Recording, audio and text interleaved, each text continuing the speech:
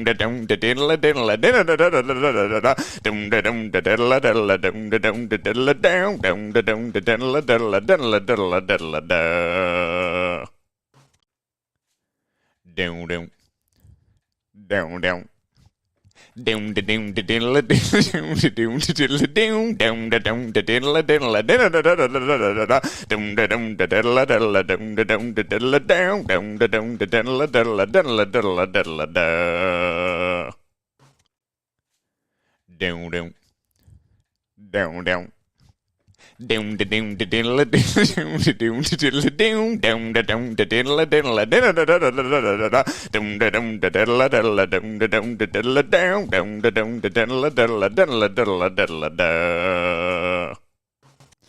G'day and welcome to the Ball Boys AFL Fantasy Live Show. We are talking round 6, getting ready to talk about the best trades this week, the captains, which a lot of us are going to need, and what the hell are we doing? We're answering your questions. Let's go! Hodges done it from nowhere. Busted the goal from inside the 30. Sheed from the boundary. Dusty.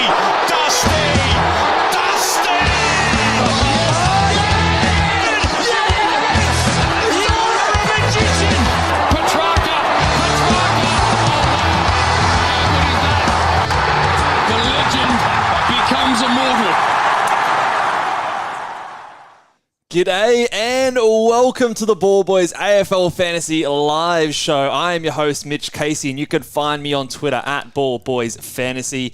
And I'm joined, as always, by Luke Rogerson, coach of the Mighty Oxlong. How are you today, Luke? I'm a bit under the weather today, actually, mate. This is not a gag. I'm a bit sickly, so my apologies. My voice is a little bit croaky. Yeah, well, but, you know what they say is good for feeling sick. Crack open a 4X Gold and hairs on your chest, mate. Nectar, Correct. I mean, to be honest, I didn't think that fantasy stuff could genuinely make me sick, but Bevo has found a way. He's sent you off the edge. He's transcended medical health and fantasy, and I now have a virus from watching him destroy my team. So I guess the biggest talking point off the bat here is the Sanders sub. Now, you've got a story here because you have a life, unlike myself. Selflessly, on a Thursday night, I go and coach a girls' touch footy team, so I do enjoy doing it. It's good fun. But it just meant that I was right in that wheelhouse for... So your game started at, what, 7:10? Yeah, so I was right in the wheelhouse for the warm-up being when subs and whatnot were announced. And I did say to you before I left, I said, I'll check my phone, I'll make sure. But I got caught up in what was happening at touch football. And not only did I forget to get Garcia in when he wasn't the sub, but I also missed the fact that Sanders was the sub. So Sanders is parked up on my field for a stinky score. You've had to hold Sanders, and he's on your field, you said. So he's on my field. It's all happening. 22. I have no life and was glued to my phone, so I swapped it out and traded him out. So I was originally going to go McKercher to Will Graham. I swapped that for the time being, and that was locked in now as Sanders to Will Graham. But the first question is here, does this change? I mean, put yourself to the side here, but say, for example, you've had to change your trades now. Does this change your second trade if you were always going to get rid of Colby McKercher, but now you've swapped him to Sanders? Are you still getting rid of Colby McKercher and forcing yourself into that double downgrade? Or if you can get McKercher up, do you do that? Where do you... how much does this change your plans, I guess? Look, I'd be hesitant to go and completely change my plans based on one thing happening here, but I think that perhaps if you have now moved on Sanders instead of McKercher and you still have someone like, let's call it a Jai Clark, whose price is going the wrong way. Matt Crouch. I'm still moving those guys off. If McKercher's playing the midfield role, maybe it's not as fruitful. But this is a young guy capable of doing good things. So as much as I'm a little bit stinky that I didn't get to the move, I think that I'd still maybe be looking to hold him if I got Sanders off. Yeah, I think I'm in the same way. So at the moment, I've got the decision to, do I do a Colby McKercher? And the other thing was Garcia is locked out as well. So I didn't want to... I was locking in Will Graham, but I had to make the decision, if I double downgrade and go McKercher and Sanders out, I had to decide, do I do that because I've got to decide Garcia last night, decided to just give myself a little bit more time to think about it. So I'm still on I've still got the Crouch issue, and I'm sure a lot of the listeners out there will have the Crouch issue. So I'm, at this point, leaning on trading him out still and holding Colby McKercher. Now, it's less than ideal. McKercher's got 87 as a break even. Obviously, he hasn't hit anywhere close to that the last couple of games, but his first 3 games when he was playing off halfback, he was probably good for an 80 most weeks. A couple of high 70s and a 90 in there, and he's got Hawthorn this week, so Daddy's going to get the fin tag. So he's going to. It's a really good matchup for both halfbacks and midfielders. So for me, I'm crossing my fingers that he comes in and he's probably not going to make money, but if I'm holding him for maybe multiple weeks now, and hoping that that 2 will eventually go out of his price cycle, and he can sort of eventually start making cash for me again. But if you didn't have the Matt Crouch issue when you were maybe trading a Jai Clark, I'd probably trade Colby McKercher over a Jai Clark, just because there's more money on his head. You got more you could probably do next week. But if you were making an upgrade or something else, I'd probably still look to do that. Fucking hell, there's a bit going on last night, wasn't there? Lots going on.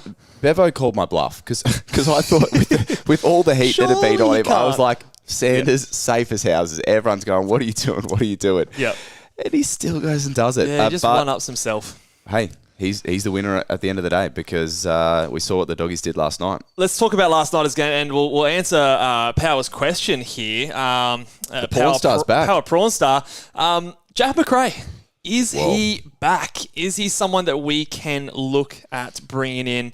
Prawn Star asks, would it help so much with my structure next week? I'm committing fantasy. Is he committing fantasy suicide by getting in Jack McRae from a Fisher to get Dacos? So, what are your thoughts on Jack McRae? I'll say last night's game is not are going to be a typical reflection of the games that the Bulldogs play in. So, like, the Bulldogs went bananas, but St Kilda looked so far off the pace that it was almost laughable at points there as well. So, I think that it certainly helps McRae's role that they played so well and he was playing in that role. So, I don't know whether I would expect that to now completely, evaporate. But I also think that because he's been so far on that downward trend, I haven't had a close look yet, but I'd imagine you can wait another week just to see if that all kind of what it looks like in the wash-up. I don't think he's going to completely escape away from him if you don't jump on next week. But so obviously he scored what did he have? 129, I want to say. Yeah, 129 last night, which is obviously huge. And for a forward, that's basically as big as they get. If I plug that into Moreira's Magic's price projector, his cash drop is stopped now, so he met his break even. So he's going to be now, after this week, priced approximately around that 711,000 with a break even of 75. So a reachable break even, but it's not necessarily like a super low break even that the next week if he goes 100, he's probably only going up another sort of 15k or so. So I'm in the camp that you want to wait and watch because we also didn't have any Libba in the game yesterday. Correct. And his CBAs also weren't that high. We had the guest appearance and, but Bevo does it again. Fucking Ed Richards. Let's throw him into the midfield. Who saw that coming? If that was on your bingo card, well done. But I want to see what the team looks like with Libba in there. And obviously they just dominated the Saints. They did, It's an anomaly in terms of how that game was played. I mean, next week they go Freo, so okay, but then they go into Hawthorn followed by Richmond, so maybe that kind of works in our favour. Watch him against Freo next week, and then if he's looking good, maybe he does become a target with that easy Hawthorn and then Richmond matchup potentially. Sean is also, he's trading Crouch, so he's already gone Sanders to Walsh. Oh, mate, Sean must have had a bit of money left in the bank there. Big dog in it. Who do you go from Crouch? Heaney, Butters, or Dacos? This means he keeps McKercher. I still am in favour on this. I hope, though, Sean, that you aren't missing out on both the Gold Coast rookies would be the only thing that I would say there, because I think those Gold Coast rookies are important to get. Pretty handy week if you can bring in like a Walsh and a Heaney or something. Bloody double upgrade here. So Heaney, Butters, or Dacos? Who's your pick of those three? Heaney would be the big temptation here because he's obviously been killing you for the season if you haven't had him. I'm interested now in this next little patch to just see what happens with Heaney's role because as much as I like to think that what he's been doing earns him full-time midfield spot, the big horse, Longmire, there's every chance week to week he could just say, go play at full forward, Isaac. Well, there's talk about like them, Gold Coast, sending a Tuke Miller to him, and but if he does that, Heaney's going to just march him down to the goal square, and which is not. I mean, like Heaney could score as a forward, but it's for this particular person, for Sean, you want to trade him in as a premium. What's your thoughts? He's priced at 109. Like I know he's been great, but trading anyone in near that 110k price figure, I think, is a bit risky. So for me personally, of those three, I think this week Butters would be the pick. Okay. Dacos of all of them, I think, is the biggest must-have. Next week, after the Port next Adelaide. week if you can afford it. So I think, and I've got a spicy take about some of those guys later, but I don't think this is the week to bring in Heaney. Gold Coast have been the toughest matchup for inside midfielders so far this season. So I think if you've held on this long, I think you can hold on at least one more week, in my opinion. So Bont. 110. 110. Those who went the VC. Brave. Well, good on ya. It's a good call, yeah. But he gave you the ultimate conundrum. He gave you the ultimate conundrum. This week, and we're going to get to the big boys later, it's a tough week, man. There's a lot of tough matchups for some of the big players out there. I would personally be taking 110 this week. What do you think? Yeah, I think so too. Looking at my team, I might have someone different to what you've got out there, but looking at my team, there's no one that I look at and just go, that's a certain 110. And because we don't have Max Gawn, and he's been a very big sort of anchor for us each week. I think you and I tend to go on that conservative side of things anyway. So, 110 I'm taking. The thing with the Sheasel potential captaincy in the last game of the round is it could be monstrous. But just with that threat of the Finn tag, I know we overblow these things, but if it happens and it happens good, you'd be cursing. It could be tough. You'd be cursing yourself if you captain a player getting tagged to something that we know that he can be tagged to. Let's look at the team reactions. The first one we'll touch on here is the Cats. Jai Clark was named. he's probably the sub, though, right? Like, you'd have to think. Even if he's not the sub, he's got a 2 there in his score. Like, he'd have to do something pretty impressive to get it going back the other way. I was actually selfishly hoping that he'd be dropped. And I can use him as a bit of a loophole, but we can't do that now. So you got to sort of pick your rookie mids to go on your field without having a look at that one there. So he's been named. McKercher is named for North, and all reports are that he's been cleared for anything structurally going on. So I think, is going to be in there. I would be surprised if he's the sub, although I've probably just jinxed the man there. I said your Moz is powerful, mate. Yeah, it's maybe too. I've got to be careful, mate. It's you do, mate. It's a strong, big responsibility here. So he's been named for North, and I'm just looking at the Sunday teams.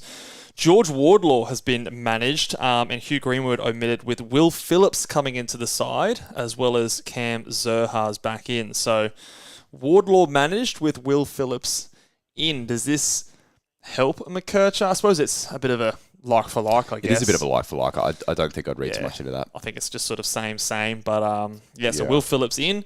Obviously, your boy Lazaro still survives as well. He actually played well after he got on early and he played well. Good on him. So keeps the cash ticking over for those kissed to still have him in their Kissed side. on the tip, mate. Just the way I like it. And then the other big one we probably need to talk about here is Sean Darcy.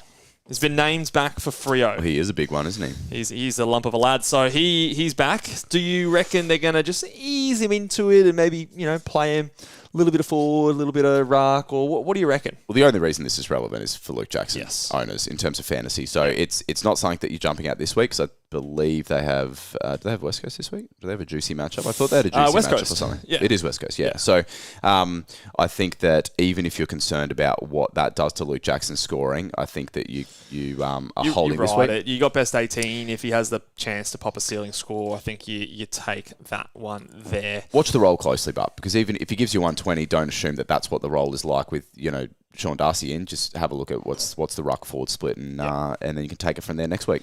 All right, let's talk some trades, and we're going to start with the downgrade targets before we go to some upgrades. The downgrades, the rookies, I think number one, well, I've got Will Graham written down here.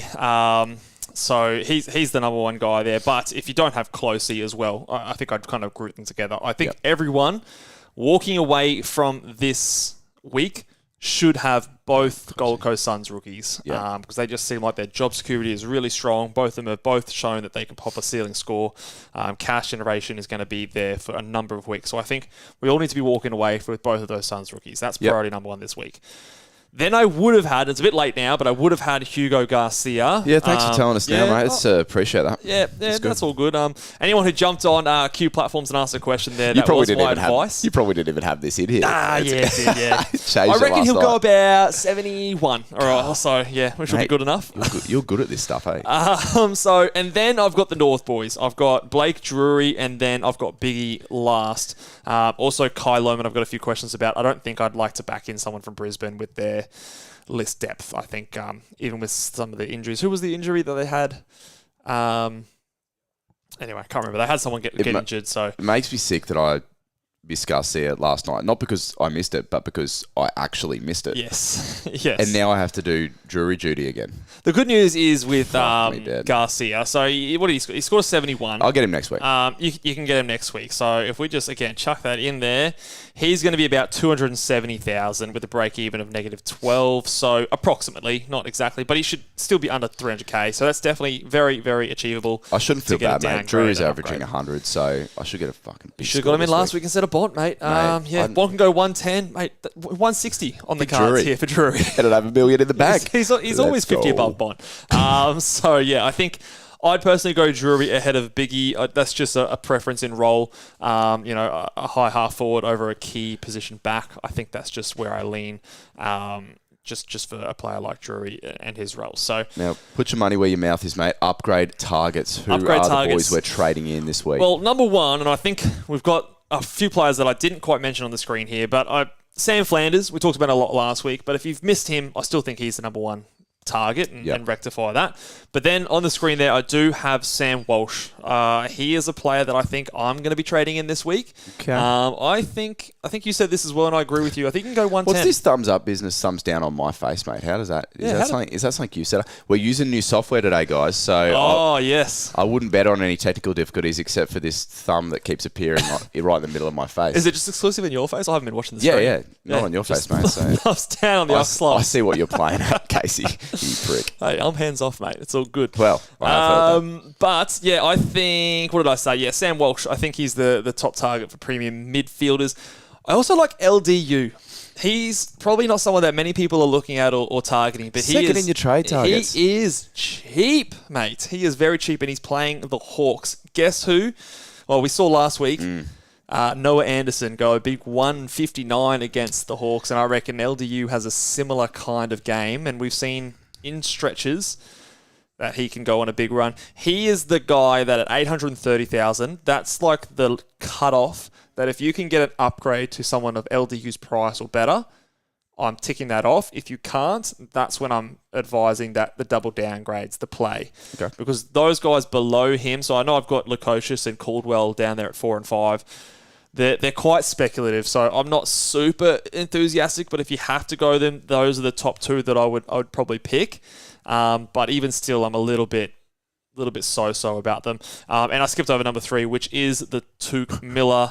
I think Moon Boys summed it up pretty well there. I own LDU already, and he's a spud. He's a good Well player. said. He hasn't been scoring well, but I think things are going to turn around for him. Before you talk, Touk, Johnny has given us a super chat there, so we'll quickly answer his question. He's asked, do I take Gussie as 71 on field, or am I backing Graham in? That's a difficult question. I think if you got the max score, and remember we're fielding 21 this week, so only 3 scores fall off, different to 4 last week. Yep. If that's the case, for most people it is, I think I would take it. Okay.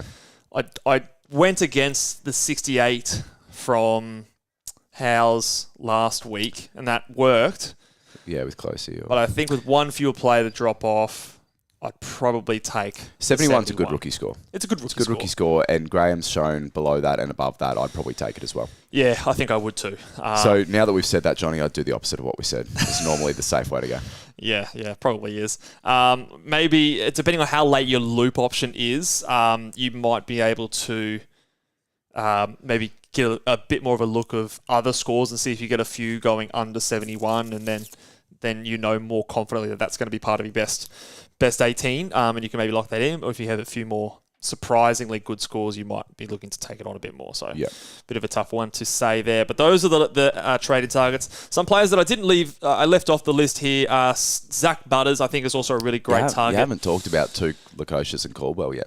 I said Lukosius and Caldwell. Oh, did you? But Touk I like. Touk's similar price to a Walsh. They've actually got a really good run coming up. The Gold Coast Suns do, and I'm not worried about him at the TIO Stadium like those halfbackers. I think if you actually look at his venue averages, it's probably one of his highest averaging venues that he goes to, because he loves to get in there and tackle. And like I said, those 2 forwards at the bottom there, I'd probably rank above the Rankins and all those other guys that are mid-price level, but again, not too many, not too much confidence in those mid-prices. So I'd be careful ranking above ranking. Ranking above ranking. But yeah, a few people have also asked about Zach Butters. I like that as a trade-in. So he didn't make the list because he's just already on my team, so I forgot to add him in there. And selfish. Nick Dacos is another guy that isn't in the top 5, more for the fact that I'm definitely looking to target him next week. But if, for example, you're not confident in your ability to get him in next week and you just want to lock him in now, I definitely think that is an okay thing to do, because he's just a gun and we're all going to want him at some stage, and he is definitely underpriced. But he doesn't make this list because I am targeting him next week, not this week, versus Port Adelaide is sort of the game plan there. I sensed you were rushing through your big boys, mate, because I know you're just itching for what's next. You ready to talk some big boys? Let's do it. Oh, that ran like a dream, mate. No tech difficulties anymore. Oh, I wouldn't speak too soon. We'll wait and see if actually anyone this else software can is unmozzable. With his glasses Let's on too. go. Let me see if it actually All right, works. number 1. Look, it didn't go so well. But Rowan Marshall was the number one. Look, I'm honest here. I could have swapped this out. I wouldn't have been honest. If I were you, I would have Number one was Bailey Dale. I would have given it the big switcherooty. You never believe it, guys. B Dale. Yeah, won. B Dale going Let's from go. sub to number one big boy. What a rise from the sub. Yeah, but No, Rowan you're as good Marshall as was my Bevo. number one. Look, and this just goes to show, mate, that You suck. well, yeah, that's maybe. not what it goes. But, sorry. You look, just say something else. no, the data was there. Like, they were giving up before this matchup. The Dogs were the number one easiest ruck matchup so far this season, giving up 19 extra points to their average for ruckman. And, look, I'll put it down more to the fact that the Saints they got fucked. Like, they really were just destroyed from the outset. So 5-day break killed him. yeah, so excuses. So everyone who probably VC'd him is definitely looking for another option. Number 2, I've got Zachy Merritt. Feel pretty confident about him. Obviously, I think he is the only player, one of the few players to not drop below a ton. Him and Sheasel, I want to say now. Moz. But no, he's going to go big. Josh Dunkley has been sneakily very good, and he's got the Geelong Cats, who have been a big team that we're targeting for midfielders. Connor Rozee, he's up there at number 4. I've got him against the Pies tomorrow. Big game for them. He's been sponging. So he's got a very high floor, which I like about him as well. And Colin would give up some points. And then Caleb Sarong versing the West Coast Eagles. Now, they haven't been giving up a lot of big scores, but that could change. And obviously, the Western Derby is it might just have a little bit extra to it, so that a bit more contested. They're up and about. They've got the wind under their belts, so maybe West Coast take it to them a bit more and I'll play Richmond this week, mate. Contested ball. So yeah, I don't know, but I still think it's still a great matchup, despite the lack of ceiling scores we've seen against West Coast. I think that Sarong can go well. Now, I and you both have no one in that top 5, so That's good news, mate. we're all sweet. But so I had Jack Steele at number 6. Now, you and I both went there. Yep. Didn't deliver. This is where I'm looking from here. Okay. I've got 3 options. Dawson. That a lot of people... No, not going Dawson. Sam Flanders, Harry Sheasel, and Zach Butters are some options that I think a lot of us will be looking at. It's got to be the Shees. I don't think I can do it, mate. Going into that fin tag just scares the shit out of me. And I know he's gone 120s every week, and he's probably going to do it again. If it was a VC, I'd be all over it. But as a captaincy to finish the round, You're going to put too much of a pussy. You're going to put the C on Flanders. I think I will. I think that's where I'm leaning. Flanders against Sydney. He went 125 last week with half a game being tagged. Great man Selby always reckons that the week after you get tagged, you've got a bit more freedom to go. Tag to a 120, that doesn't count. I tagged the first half. But Sydney have been giving up points to half-backers. They give up, on average, according to DFS Australia, an extra 8 points above their average. So, Well, I have to back you, mate. I've said I'm a slave to the big boys. I got to be on brand. it's a nervous week. Or do you think Butters is a safer pick, like against Collingwood? Well, Collingwood give up points to midfielders, don't they? They're not going to tag or anything like that. The trouble, I think, with Butters and Rosie some weeks is that, they do tend to steal some points off each other, don't they? So, look, I'll roll with Flanders, mate, but it's only because I wear the big boys shirt. Which side is it on? So, solidarity with the big boys. But if you fuck me, mate, I'm going to blame you. Yeah, so that's the order I've got. I mean, I've got Sam Flanders at 7. I've got Harry Sheasel at 8. Zach Butters at 9. Then I've actually got LDU at number 10 because of that matchup with the Hawks. And just a little, if you want to take a punt and try and do a Noah Anderson again, I think he's your guy. There's some brave big boys there. Couple of players I've left off here. No Tom Green in the top 10. No Isaac Heaney in the top 10. I didn't have Bont. That was maybe a mistake. And Sam Walsh. Sam Walsh definitely did come into consideration against the Giants this week. Obviously, he's got the highest average in the game with the 145. Big old sample size of 1. Is he an option if you're bringing in Sam Walsh? Here's a question for you. Okay. If you trade a player in, do you like to put the C on them straight away week 1? Or are you someone that... I've heard some people say that they don't like doing that because it kind of doubles down on either the excitement or the disappointment. Or the devastation. Yeah. Well, I'm pretty good at trading in premiums, you see. So, Big bot 53. Imagine if I put the C on it. Fuck. You actually definitely wouldn't have showed up. Max saved my whole... Yeah. I was going to say my season, but my life. Your life. You would have hung yourself. Jesus. But I'm not far off. Like that would have yeah. been... Anywho, no, I probably wouldn't do that.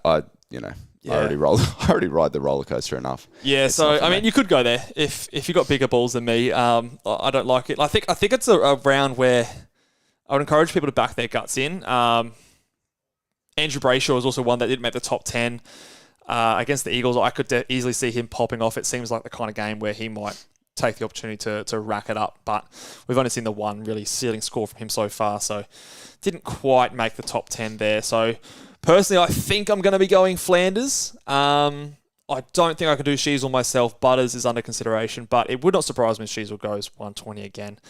I'm personally just hoping that he cops the Finn tag from the great man. So we'll see how things go. Let us know down in the comments section, who do you think should be the captains? I've got a question here from Fantasy Fanatics. No Errol, no. Gold Coast Suns. Were you not listening there, Bales? Because Gold Coast Suns are the hardest team to score against for midfielders. So no Heaney, no Errol because of that matchup. Are you discounting Errol's sea sponge abilities? I might be. Because he might be the spongiest. He's the thirstiest gangster out there, but look, I'm not convinced with Errol this year, and I've talked to people about who are thinking of trading him in. He's got one score over 120 so far this year, and the matchups he's had so far have been pretty tasty. Only just got a 111 against Collingwood, 117 against Essendon. Only got the 83 against Richmond. If you only get 83 against Richmond, when you come up against Gold Coast, it's a bit of a different story. So he's just not, I'm not confident enough yet in him with Heaney there, just maybe taking a bit more of that spotlight. So before we do Spicy Takes, TJ's got a question there. If you didn't have either in your team, are you trading in Walsh or Butters? This is a tough one. It would depend on how I view Sam Walsh. If I was really bullish on Sam Walsh and I was like... How do you view Sam Walsh?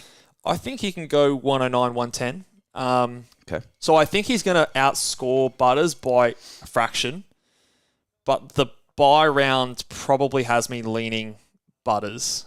I think Butters is the less risky option, weirdly as it sounds, because we used to say he was injury prone, but Walsh coming in with his back and things like that. I also just think that round 13 buy is valuable for the midfield. So that kind of has me leaning that way, but it's a very close call. If you're really bullish on Sam Walsh, he's going to go up in price quicker than Butters because of that game last week. Yeah. So if there's the guarantee that Walsh stays healthy, then I'm, all over it like fucking fly on a turd. If you want, if your goal is to get both, you go Walsh this week. Oh look, Butters thumb next came on week. your face this time. Hey, the thumbs up, I noticed. What are these thumbs doing? Yeah, I don't know. Maybe hit the thumbs up on the video, guys. Maybe that's what it's doing. Is that, geez, don't spam it. I said spicy takes, but Ryan has swooped in here with another super chat question. So he unfortunately copped Marshall last night. Sorry, mate. Do you think after copping that last night, you would pivot with your trades and instead trade Crouch to Walsh, holding McKercher for extra points? It's what you're doing this week, but just without the Marshall bullet. You're planning on trading Crouch to Walsh. I'm planning on trading Crouch out to Walsh because I'm not certain about what happens when Crouch comes back. I just am nervous about that Adelaide midfield. Yeah. And I think you're potentially trading a Crouch who's maybe a 90s guy to a Walsh who's like a 110 guy. And I think there's potentially, if everything lines up the way I think it could, it's a 20-point upgrade, and plus you're getting that score this week. It could come back, and I think there's a bit of sourcing from the Traders live show that Crouch was, from Rory Laird's own word, he's the number one banana in that midfield. And if that's the case, maybe he is still going to be that 100-plus averaging midfielder. And if that is the case, it might be a bit of a wasted trade. But I have my doubts. So, yeah, I do tick off going Crouch to Walsh because that's what I'm doing. So yeah, I think with your other trade, you're likely getting in one of those rookies. Maybe it's a Gold Coast rookie that you didn't get last week. McKercher is only priced at 54, I think. So it might take a little while, but he will get... His price will go up. And he's going to have good job security. He might be someone that even we can have still there at our buys. And we'll see how things go. Thanks for rubbing it in, mate. Okay, you ready? Let's have a look at Muy the next caliente. One.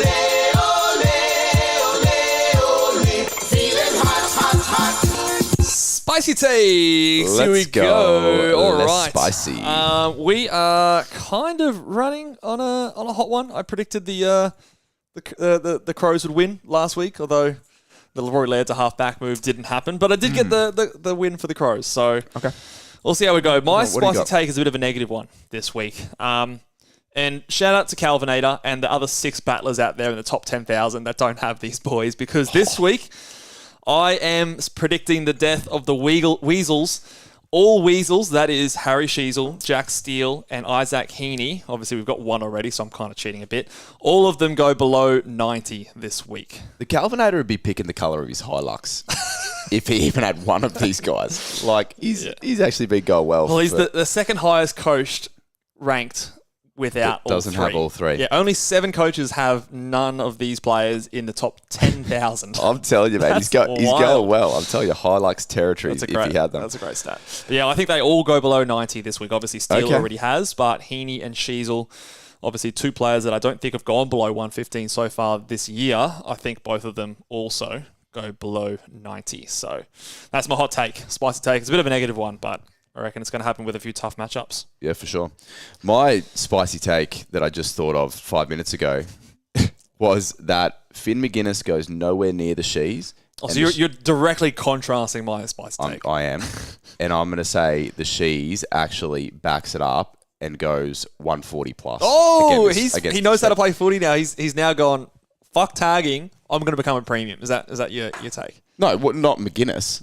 Sheasel. Oh, Shees. Oh, okay. I thought you said McGuinness. Finn goes big. Spicy. Yeah, well. That'd be like fucking Reaper hot. No, just the Shees going to back it up 140 again. So. Okay, well, you're going to captain him then?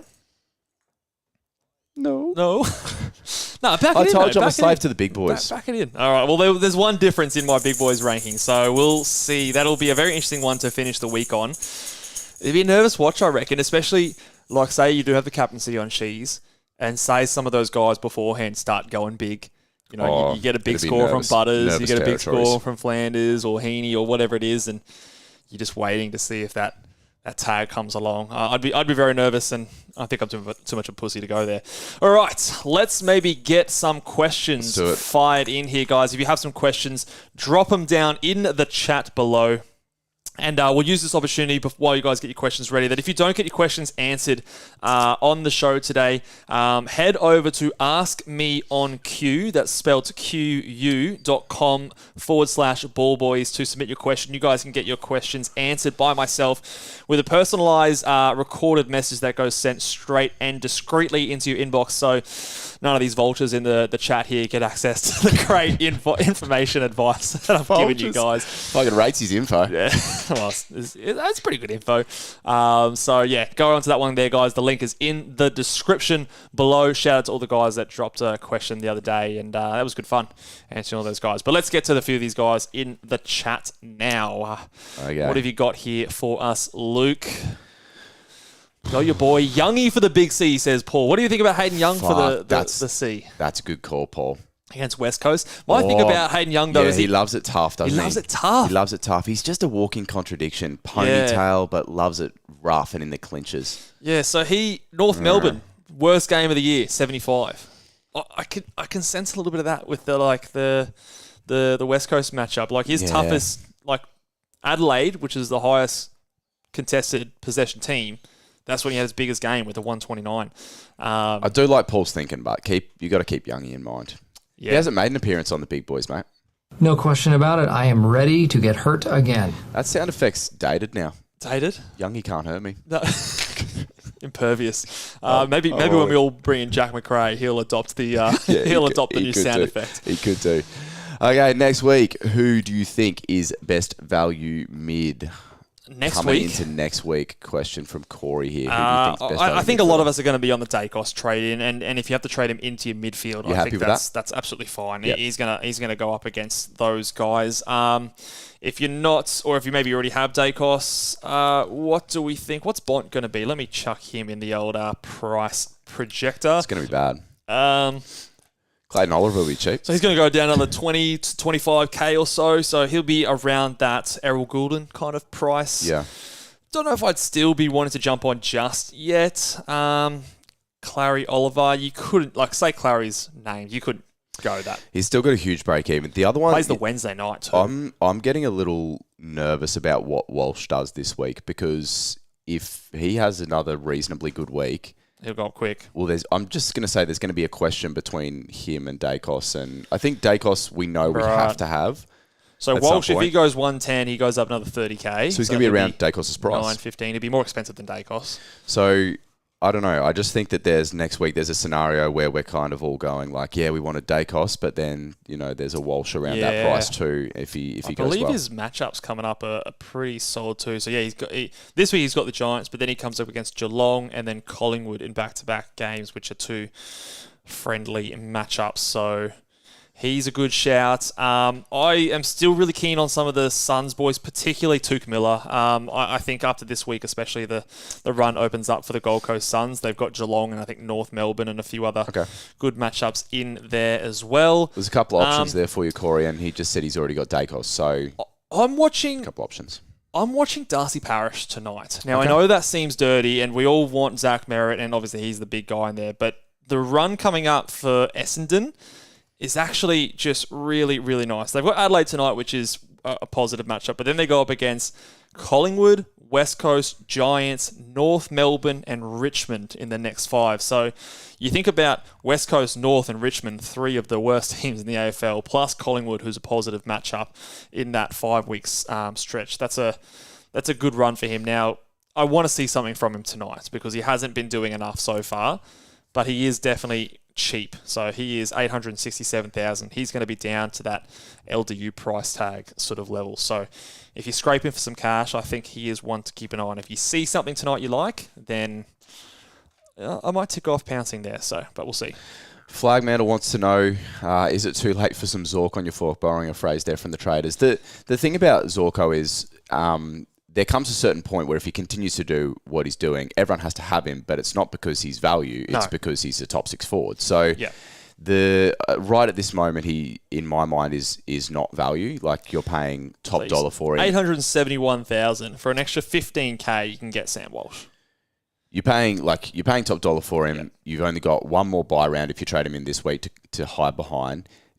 I'm not saying that what he's doing isn't top 6 forward numbers, but he'd almost be, if I had to trade him in around the buys, he'd be almost the last premium to come into my team. So he's got a round 12 buy, which is shared with Isaac Heaney, Tom Powell, Zach Fisher. So a bunch of our forwards that are already sitting there. So if he's still doing what he's doing, body looks good, off the round 12 you can get him in round 13 or 14 after he's had his buy is probably the time that I'd be looking at it. But right now, he's just like the price, it doesn't match up with the risk. Yeah. And I think like Roy obviously summed it up really well when he said if you were going to think about doing it 2 weeks ago when you can hide behind the best 18s that were coming up. Yeah, but now going into best 22s, you're risking a lot now. It's a bit much. So yeah, you go an extra couple of K and you get Flanders, a few more K, you get Walsh, and then you're in sort of like Tuke Miller territory, and I think I'd rather those boys.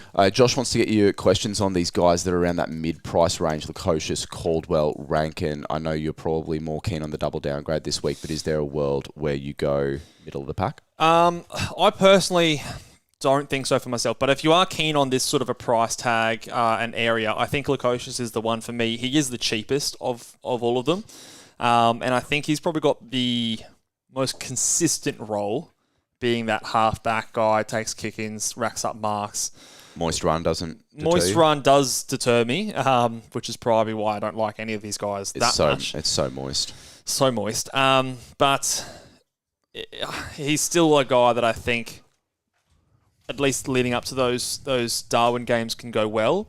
And I think his floor is probably the safest until those games compared to these other guys like Rankin.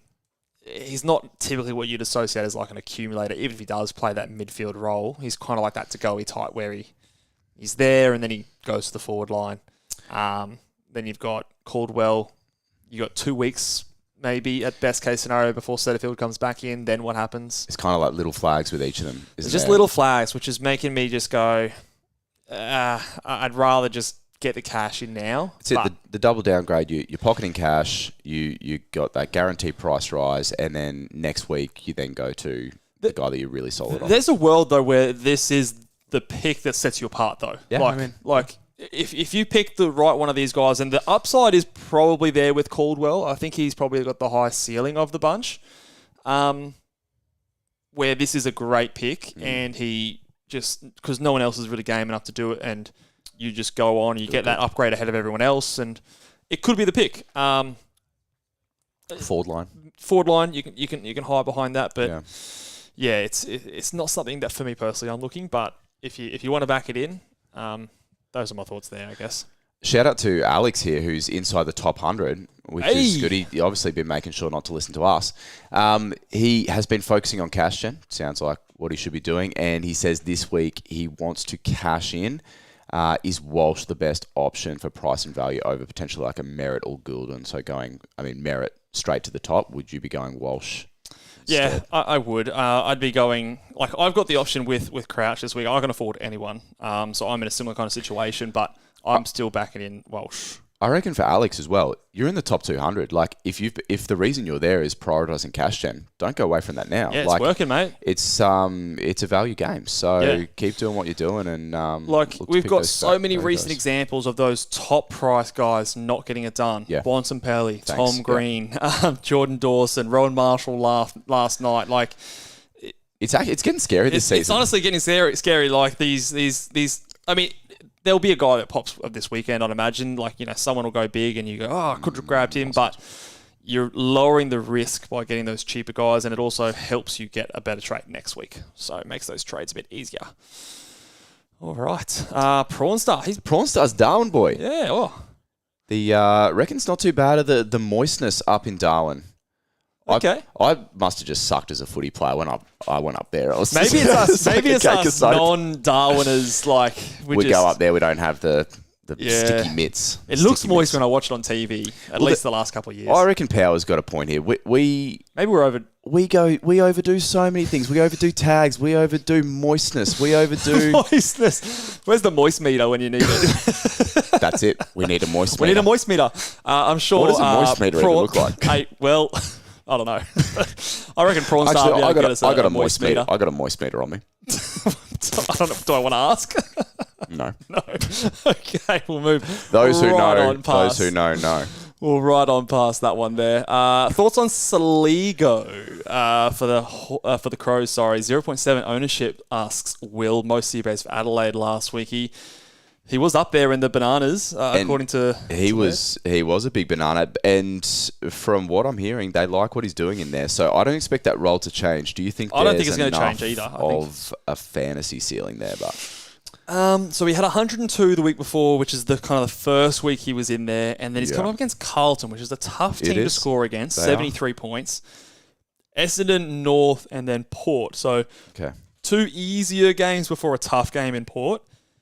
The thing that pushes me away is that he's just that midfield option. Yeah. And my question is, we've got really good rookies in the midfield. Roberts, Sharp.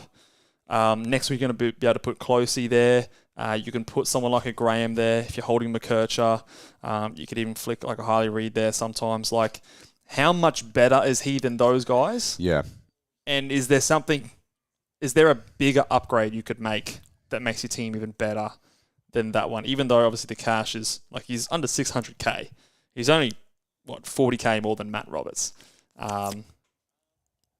It's an interesting one. It's an interesting. What's his break even at actually? Break even of 46. There's a little bit of cash. This could be a cash play here. Even like maybe instead of going McKercher down to Drury, you go McKercher to Saligo, and the cash generates in another way.